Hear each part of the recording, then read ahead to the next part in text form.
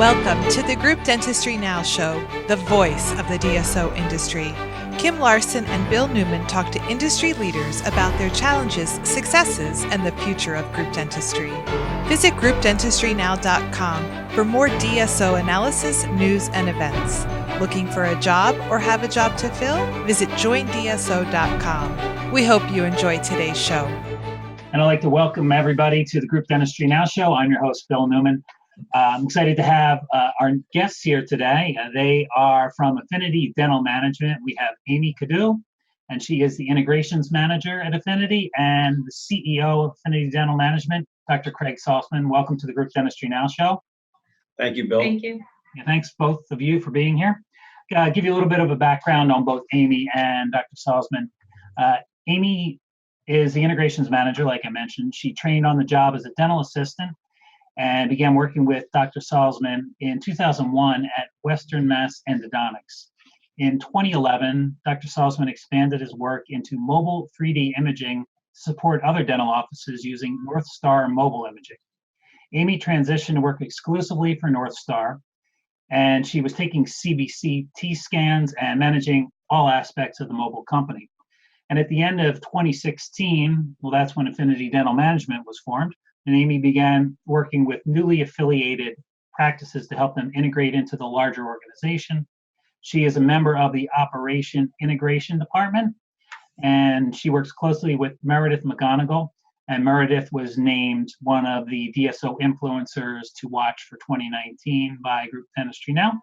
So Amy, welcome to the show. Craig is also with us, and Craig is the CEO of Affinity. He earned his Doctor of Dental Medicine from Boston University in 1997, and he continued on and became an endodontist. He received that certificate from the University of Buffalo and also his master's in oral science. He then joined Western Mass Endodontics. Craig is passionate about building a network of practices offering general and specialty dental services that are well known for providing superior patient care and service. He also maintains memberships in numerous dental organizations, including the ADA, the American Association of Endodontists, the Massachusetts Dental Society, the Valley District Dental Society, and the Hampshire County Dental Society. Welcome, both of you, to the Group Dentistry Now show. Thank you. Thanks.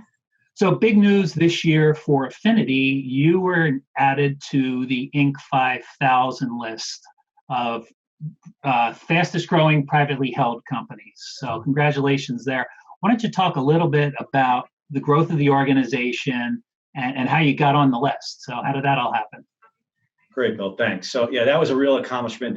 The team really worked hard. Devin, our marketing director, really kind of took the bull by the horns to get that to happen. We were excited about that. Affinity started. I started back in 1999 as an endodontist.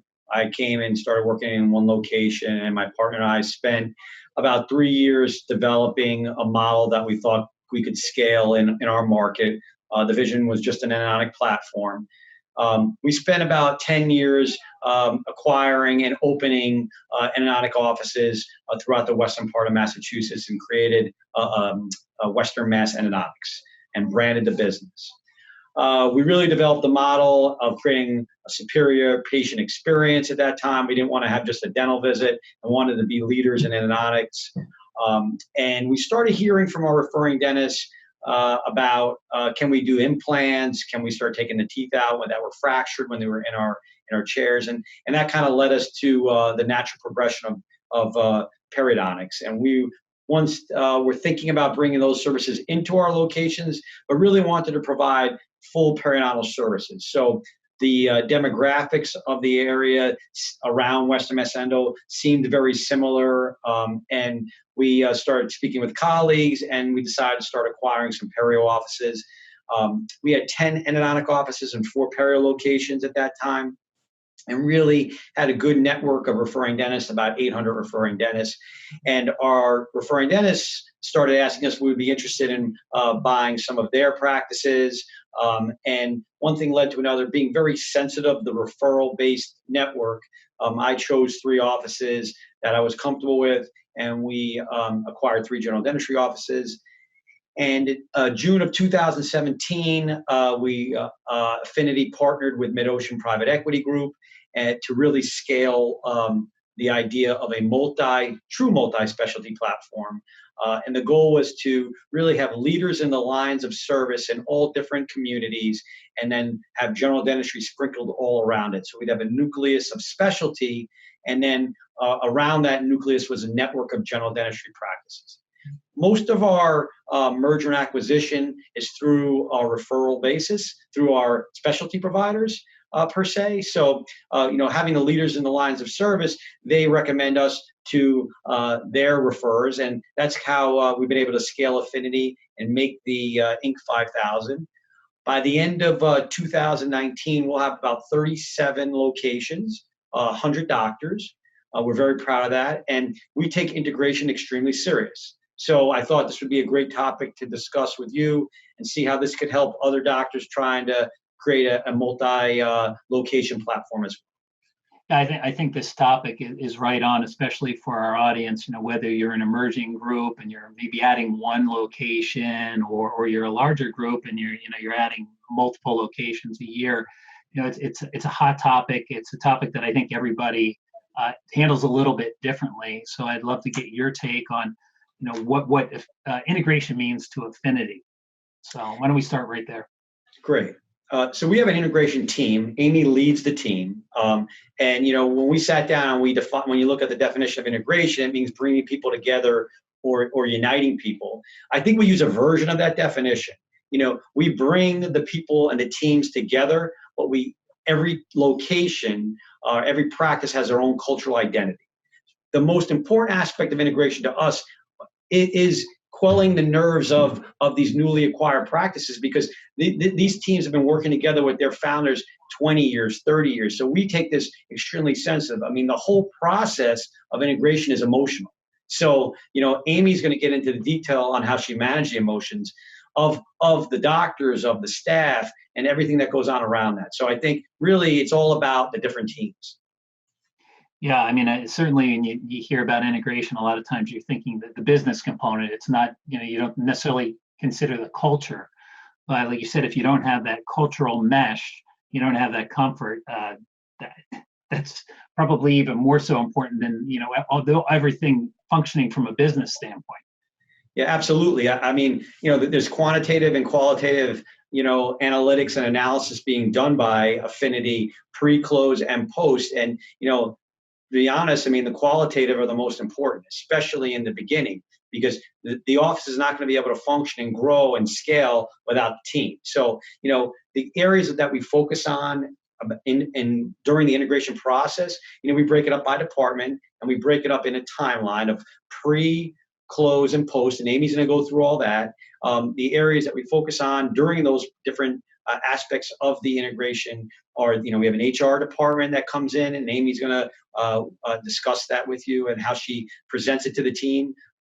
We have a accounts payable department. Our assistant controller goes in.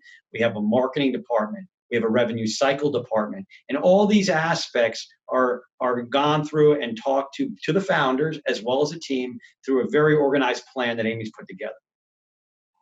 That's great. So you covered some of the key areas you focus on when you integrate practices.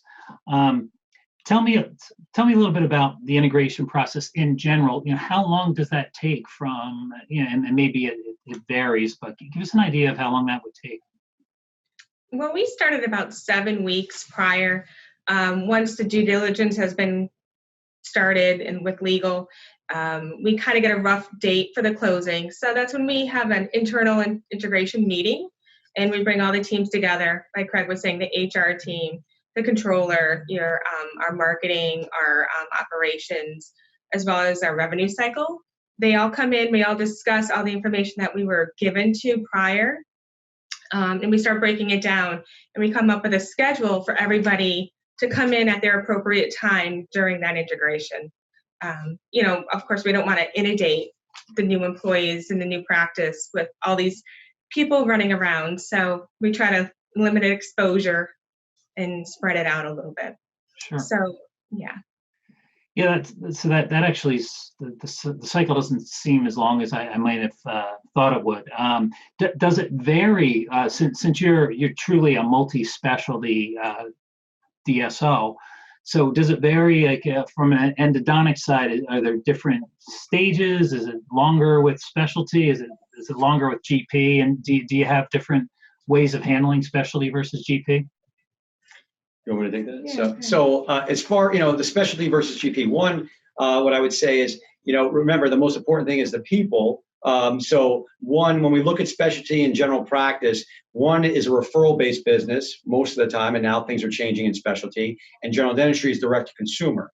Our idea of integration is, yes, we want to bring the teams together, but as far as a cultural identity, especially when you look at specialty in general, we want everybody to maintain that.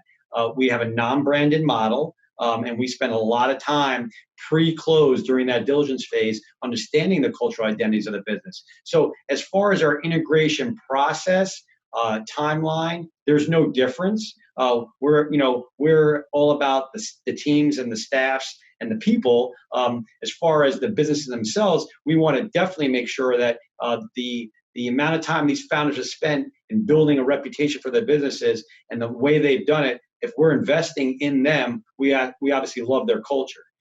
I just wanted to touch on one thing you said. The 7 weeks is not the completion of the integration. The 7 weeks is really the foundation of the integration. Okay. Because Amy's going to get into some of the key topics that are completed at the end of those 7 weeks to let you know. Really, my thought is it takes one full year of a practice integrated with Affinity to really understanding it, everybody kind of moving in the right direction as far as scale and growth.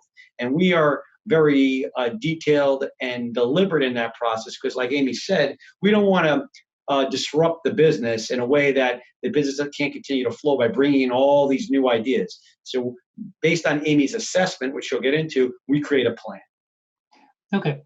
So I know, Craig, you mentioned some of the key areas. Maybe we could break the key areas down a little bit, and then also then talk a little bit about the different stages of integration. So I don't know who wants to take that, but let's talk about key areas. There you go. Amy will take that. and then of course the different stages, because that's super important. Yeah. So we have about 3 stages. It's the pre, the closing, and then the post-close. And the pre-close, again, starts about 3 weeks prior to closing. And we get together with our internal team and we discuss the information that we have. We then start the HR process, and that's where myself and the HR team, we start going through every employee's information that we have. We do, during that time, make an employee folder for them with their private information pertaining to them, and just details about us as well.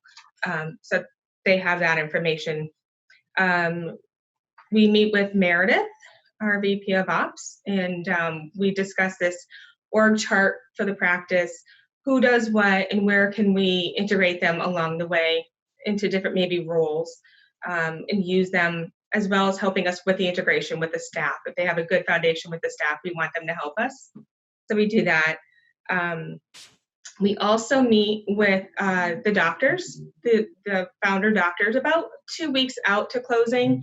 And it's myself, it's Craig, and it's Meredith. And we like to just get a little bit of an idea from them, personally, what we're looking at with their employees, what they think we should know upon getting in there, and also so that Craig can discuss with them the message. Yeah.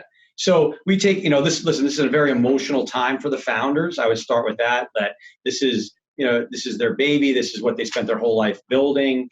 So we, I, being a dentist, going through this process, this is something that makes Affinity unique. I went through exactly what they're going through emotionally, understand how sensitive and heightened everything is. So we sit down 2 weeks out with the founders over a casual dinner to hear from them how they want the message to go to the team on the day of the close. This is really important to them. We've had some doctors, we had some variants. We had one doctor that at close, he dressed up as Mickey and took his whole team to Disney World and announced that he sold the business. That's definitely one extreme. Most of the doctors, we go to dinner, they take the staff, and we view it, it's not, I've sold my practice and now Affinity's taken over, is we really form a partnership, okay? And we're here to support the founders, whatever line of service, whether it's general dentistry to ortho, whatever it is, to kind of help them, their business, with synergies, mostly administratively, and how they can grow and give them the support they need. So that's really what we do, a lot of it pre-close. Amy, spends a lot of time with HR to really make sure that the employees and the team that's going to be joining the Affinity family has a clear statement and mission, and understands that their roles, there might be some alleviation to some of their responsibilities. That's why we create this org chart, so that we can analyze some of the different components of what an office manager or what this front desk coordinator does prior to close, and what we may be able to do to support them in a different way post-close. So we really spend a lot of time learning about the DNA of the office prior to close, so that when we get into the closing, the announcement happens and then Amy starts her whole integration timeline and different phases, we're not surprised, and either of the founders. Transparency is the number one thing right now at this stage of the game, in the process of the acquisition timeline. The doctors need to feel fully transparent. We've already got through all the quantitative analysis and the Q of E and all the numbers is done, and now we're just learning how we're going to work together. Okay. So then you want to do the close, I guess? Yeah. So now all that's happened, all that's taken place behind the scenes. Now it's the day of the announcement. We make our announcement. We meet with the individual employees as they want to. We discuss things that they want to bring up right then and there. Otherwise, after the day of the announcement, that's when things start to roll out. That's when employees start to really, I think, notice and feel what has happened. And we go through a process with them. We have, again, the HR department will come in, usually a few days after we've closed. By then, all these employees that have had the initial questions that have come up, they then address them with the HR department, help them enroll in benefits, onboard to ADP for our payroll, all that information that maybe they didn't have before. We then also have our controller come in and meet with the manager and just go over her processes that she expects and explains to them what we need from them on their end. We have our revenue cycle management department. Somebody from that team comes in and just, it's all numbers the first week. And IT comes in, our partnering vendors come in, kind of does an analysis, and that's kind of done behind the scenes. We don't really want to interrupt any employees or day-to-day business when we do that. It's quiet. And as this is going on, because I'm there about roughly 4 weeks on physical site with all the employees. So throughout this time, I'm really getting a good idea of what's going on in the office, department-wise, employee-wise, and then I create an assessment. And that brings us to the post part of the closing of the integration plan. Once I drop the assessment, we sit down with the admin team, the operations team, and we discuss it. And we find out if there's ways that we can actually improve anything. Can we assist them in anything that they need help with? Our marketing director comes in. She kind of gets a good sense of the culture that's going on around the practice, inside the practice, so that she can kind of help them with that. And then at the end, then what happens is that's really the initial part of the integration. But Amy, when we talk about 7 weeks, Amy's 3 weeks prior, 4 weeks on site. So that's how we define integration. Now, once the assessment's completed, then there's a lot of follow-up with our operations manager and a plan, right? The goal is to really get everybody to feel comfortable at the end of the 7 weeks. The team is comfortable because during this whole process that she just kind of, briefly outlined, she's really spending a lot of time with the team members. They hear the announcement and everything sounds very much overwhelming, and we have to constantly reinforce them. Amy spends a lot of time there, 4 weeks, constantly reinforcing the team and understanding the business. She's assessing the systems that they have in place so that we could see what we can do to help strategize to scale the businesses. But really, that's not the completion of integration. It's just really the start, because now we have our assessment. We put a plan into effect. Sure. So 4 weeks on site. Yeah. So you get so a lot of it is evaluating the business, but it's also trying to keep the emotions at bay or level. And so it's must be challenging to say the least. 4 weeks is a long time.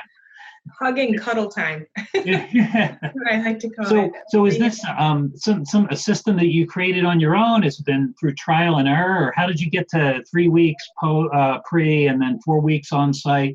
Is that something you've kind of figured out ahead of time?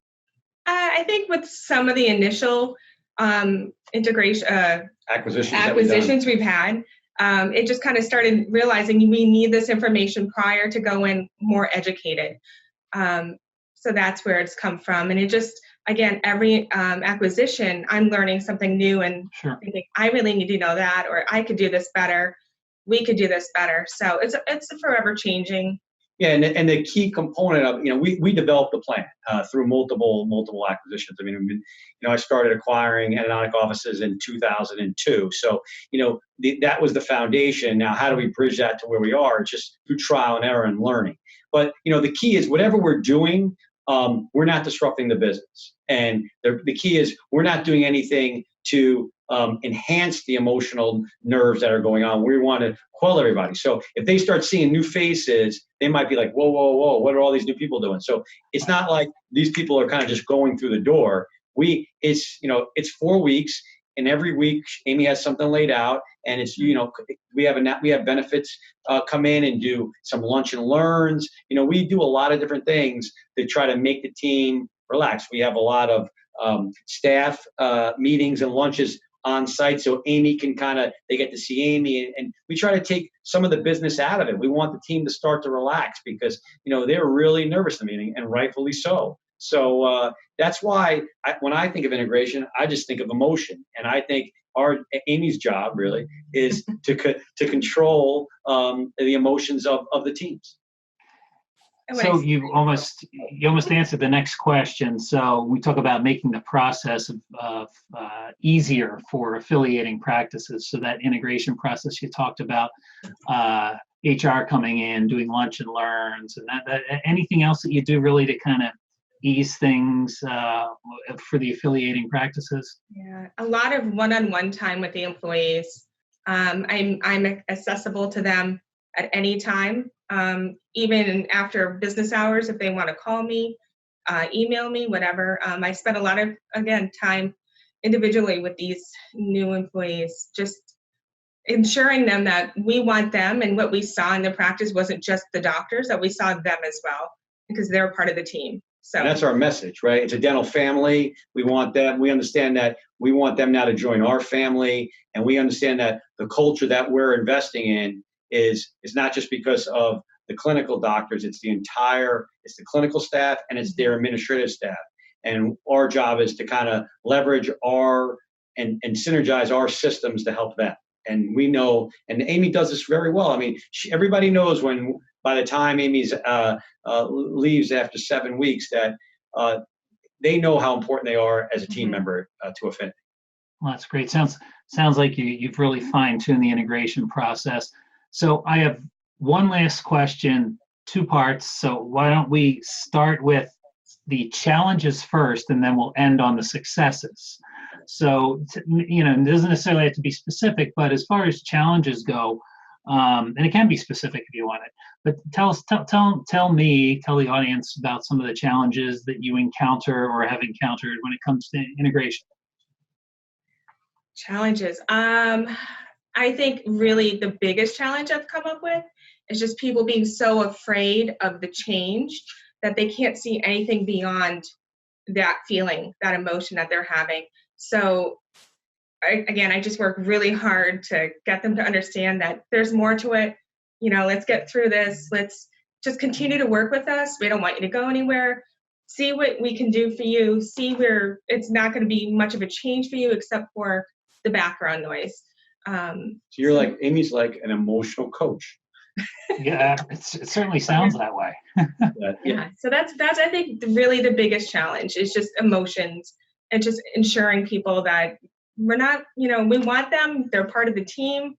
We're team players. We want to be there for them, really. And I believe that our team of Affinity Dental Management also backs that up. So anytime they have an HR question, they can call the department. They're going to get somebody who is interested and cares about what they're saying. And that's all around with all of our team members. And in their folder, right, they from the initial announcement, they have everybody's in the administrative department, who you call, everybody's name and email and phone number, so that they know if there's a problem. And that's why Amy's there on site for 4 weeks as well to help make the introductions as well and to ease their concerns. So, I think we minimize the challenges, though, quite honestly, through the business development team. The business development team spends a lot of time understanding once the quantitative metrics are done and the finances are out of the way. We spend a lot of time culturally understanding the business. There's a lot of time spent with the founders, and we really are excited, to kind of to get it to close and to get started with them. And they feel the same way. So that's one of our what minimizes our challenges is really having that transparency prior to close. I think that's great. And I mean, it's just the amount of time that you spend, and like you said, 4 weeks on site. I mean, that's amazing. So successes. So it sounds like the time spent and the systems that you have in place, the structure that you've built out, especially on the emotional side, right? The emotional coaching side, or the cultural building side. Tell me a little bit about successes. I mean, do you feel like you have more retention of employees? Do you have a happier and easier transition integration because of the time spent and the systems you put in place? Absolutely. I completely agree with that. I think spending that time again and just letting them vent emotionally as they need to, and just helping them calm their nerves, their fears. And then I think this is kind of funny, just getting through that first payroll, maybe even the second payroll, so they can see it's not changing. You're good. We're just, again, we just want to be their background noise. We don't want to really interfere on their day-to-day process. Yeah, and I think what shows our success is the minimal staff turnover based on the time. And Amy being there on site for 4 weeks. I mean, 4 weeks is because of 2 payrolls. I mean, we feel after 2 payrolls that they feel comfortable, because we know number 1 is pay and number 2 is benefits for the team. Once we get through that and they see, wow, that hasn't changed, we learn things about the business post-close. These employees, when they meet with Amy, they might tell us things about the practice, how they think they could do something better. The doctors were just too focused on, providing dentistry. That's where we come in. We love that.